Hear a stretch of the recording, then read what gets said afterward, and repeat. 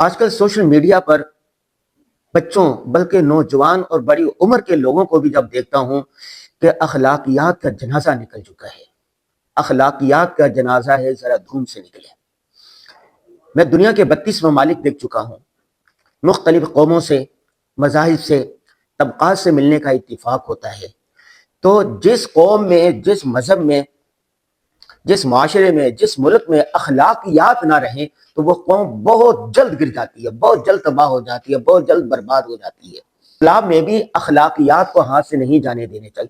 چھوٹے چھوٹے بچے ہوتے ہیں، چھوٹے چھوٹے 10 سال 15 سال کے، وہ سوشل میڈیا پر اپنے باپ بلکہ دادا سے بھی بڑے لوگوں کو، بزرگوں کو، عالم دین کو، اہل علم کو، اہل فن کو، اہل دانش کو برہنہ نیم برہنہ گالیاں دے رہے ہوتے ہیں۔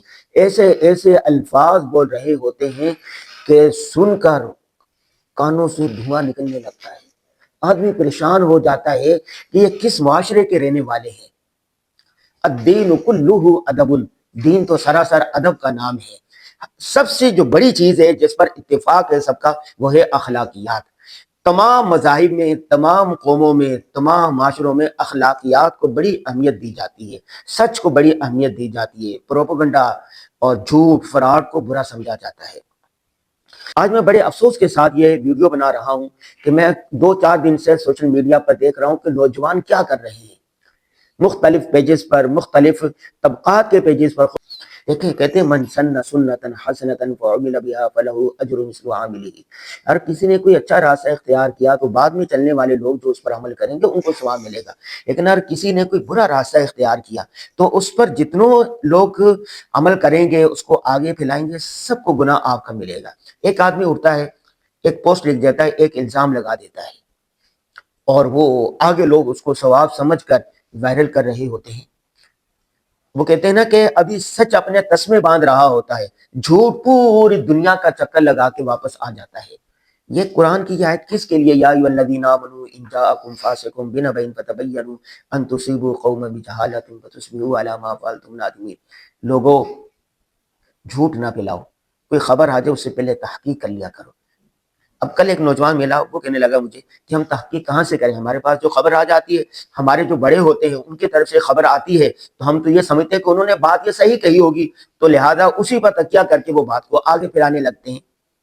ان بعض الظن اسم، بعض گمان گناہ ہوتے ہیں۔ تو گناہ، یہ جو غلط فہمی ہے، غلط بدگمانی ہے، اس سے بھی بچنا چاہیے۔ دیکھیں، آپ ایک گناہ پھیلانے میں تو ملوث نہ ہونا، ایک بری بات ہے، فحش پوسٹ ہے، گندی ویڈیو ہے، یا ایسی بات ہے جس سے اخلاق تباہ ہو سکتے ہیں، تو آپ اس کو پھیلانے میں کم از کم خود شامل نہ ہو۔ کرنے کا جو کام ہے نا، کرنے کا جو کام ہے وہ یہ ہے کہ آپ مثبت سوچ کے ساتھ تعمیری کام کرتے رہیں۔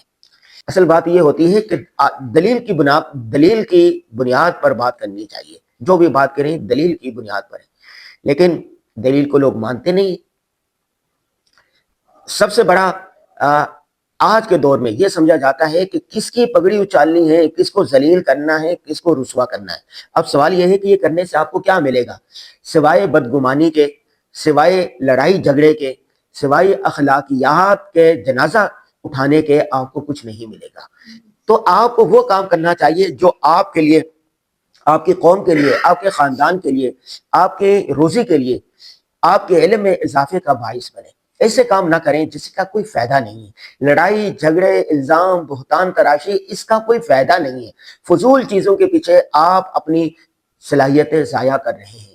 وہ حدیث پاک میں آتا ہے نا کہ 5 چیزوں سے پہلے غنیمت سمجھو۔ جو اللہ نے عمر دی ہے، اس کو کہاں ضائع کر رہے ہیں؟ جو اللہ نے آپ کو صحت دی ہے، اس کو فضول کاموں میں کیوں ضائع کر رہے ہیں؟ اللہ نے جو آپ کو بولنے کی صلاحیت دی ہے، لکھنے کی صلاحیت دی ہے، آپ اس کو کیوں ضائع کر رہے ہیں؟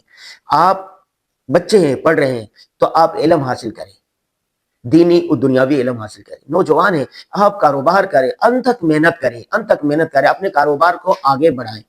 تو آپ نے کچھ بھی کام کرنا ہے لیکن اخلاقیات کے دائرے میں رہ کر بات کرنی ہے۔